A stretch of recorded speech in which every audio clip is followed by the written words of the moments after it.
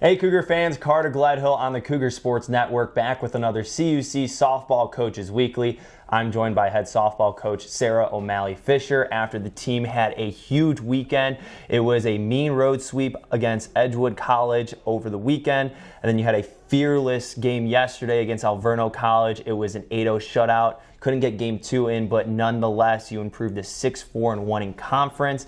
And that sweep over Edgewood College was your first conference sweep of the season. From the outside, people are starting to notice the Cougars. How do you react to that as the head coach? I think we don't worry about the things that are happening on the outside. We have to continue to worry about the things that make us who we are and keep getting better at those things and keep working on our process. And I think that's really all we can control. Well, let's revisit the weekend series against Edgewood College. In game 1, it was maroon and gold rush from the get-go. And the offense made sparks fly by putting up 2 runs in the second and then 6 in the third. This was a team that was seeing red early on in the day. What does this team do to kick it in the gear early? They just come out, we come out more aggressive. We hope to continue to keep that going, but every game's a little different. Every team we play is a little different, so you have to have a little bit of a different game plan. What this group has done from the get-go is adjust. And, Edgewood is a very, very good team, and we knew we had to come out and we had to, kind of attack them, and we did that, and they did a really great job and we're resilient in game 1 and then came back in game 2. We got down pretty quickly, and we fought back, and then we fought back, and we fought back. So I just think that it's the adjustments that this group is making, and they're just playing. And you talk about the start of game 2, you were down early, 5-0, but then all of a sudden the offense says, hold up, look what you made me do. It scored 9 unanswered runs. That was led by Bella Archuleta going 3 for 4 with 3 RBIs. You also had Arissa Santos as well as Jessica Gang as well with 3 hits. And Ashley Shroll, who closed out the game in style, and evermore the Cougars picked up another win. They picked up a huge comeback victory. It was a sweep. Talk about that late game approach from your team, able to respond early and able to shut the door later on. Again, I think it was just not getting away from the plan that we had. Not panicking. There's a lot of game that you have. You get down the first couple innings, there's a lot of game left. I think they did a really good job of continuing to focus on what our process is. I think our pitching staff's done a great job. I really do. So Callie started that game, and Jaden came in, and then we brought Ash in to shut him down, and that's what our staff is. It's been that way since we've kind of been moving things into that perspective. So I think they're supporting each other in a different way.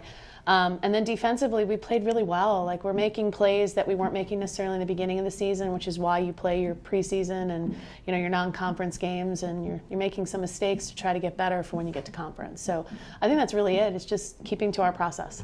And someone that's stuck with the process and has improved along the season has been Ashley Shroll. She had a huge week for your team. She went 2-0 in 3 outings, 13 2/3 innings pitched, only allowing 1 walk, no runs, 15 strikeouts and 2 walks. She tied a career high yesterday against Alverno College with 11 strikeouts, and she has not allowed a run in the last 5 appearances. And after struggling in the beginning of the season, all she knows now is how to deliver death by 1,000 cuts with her strikeout and everything. So what is the difference that you've seen from the beginning of the season, Ashley Shroll, to what we're currently seeing?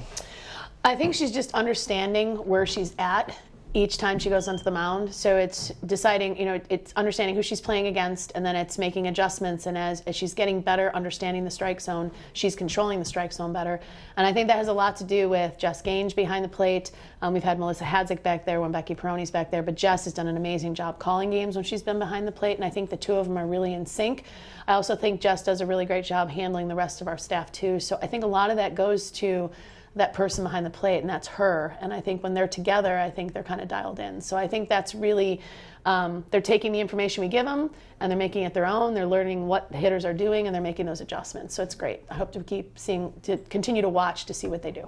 And that offense yesterday, again, just jumpstart from the beginning, and it started off with Becky Peroni hitting her 5th home run of the season, and then Arissa Santos knocked in her 2nd home run of the season later on in that inning. But talk about someone, too, that has really led this team offensively and has had a big season. It's been senior Nikita Robbins, who hit her first career home run yesterday, went 2 for 3 with 2 runs as well.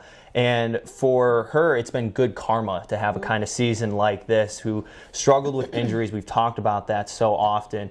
How does it feel for you as a coach to see someone who's having an enchanted season, who's having a big season and going out on top the way Nikita is? I really just think it's her work ethic. It's her desire to be the best version of her new self and trying to figure out what that new self is. I think as athletes, sometimes we go through that in our career. We're readjusting. Everybody kind of has a different year, whether it's you have a great year freshman year, your sophomore year, you might not have a great year, and how do you adjust your junior and senior year? Nikita's in a different situation just because this is kind of like her sophomore year anyway. So I think just staying true to who she is and knowing what she's capable of, and I think just continuing to work at that has been great. And it's really, really fun to watch that. So it was exciting to see it. We didn't get to celebrate as much yesterday with the rain and everything that kind of came in, but that was her first career home run period. So I think that was really kind of cool. The other senior to mention is Haley Howard. She just continues to come through in the clutch for us all the time. I mean, she's the one that won that first game for us just by simply staying true to who she is. She's not trying to overpower anything. She's just trying to put the ball in play, and I think that's what that group of kids has done all year for us. I think they've led us really well. Well, you have a huge conference weekend coming up this weekend, and you ride into it on a 4-game win streak. Travel to CUW on Saturday, well, now Friday, and it's going to be the #1 team in the conference that you're going up against in the Falcons. Then you host Aurora University on Sunday, and it seems like the invisible strings of doubt or the training wheels from the underclassmen at the beginning of the season have been cut away, and now it's free reign, and they're starting to play true college softball, and it seems like they have their true identity. And the last time we talked, we said anything can happen in this conference, especially the NAC. How would you describe the team's emotions heading into this weekend? Just even. It's even keel. It's enjoying every day that we get to be on the field, every day we get to play. I don't see anything that's changing anything that we're doing. I mean, you have a blip in the weather, those types of things occur, but they're not letting that affect them. And we're just going to go play. Concordia, Wisconsin has an amazing team. They've got a lot of people who have played postseason play, so they understand it. And all we can do is just go and keep being who we are and continue to figure out where we're going to go from there. So. Well, don't blame me if I'm the loudest in the stands supporting the Cougars this weekend. Again, they're traveling to Concordia, Wisconsin on Friday. They host Aurora University on Sunday. Come out to the field, support the team and CUC softball. For everything softball related, you can head to cucougars.com, roster, stats, schedule, and more. I'm Carter Gledhill. This is Sarah O'Malley Fisher, the head coach of the softball team. Best of luck this weekend, Coach, and I look forward to talking to you next week. Thanks, Carter. And as always, go Cougars.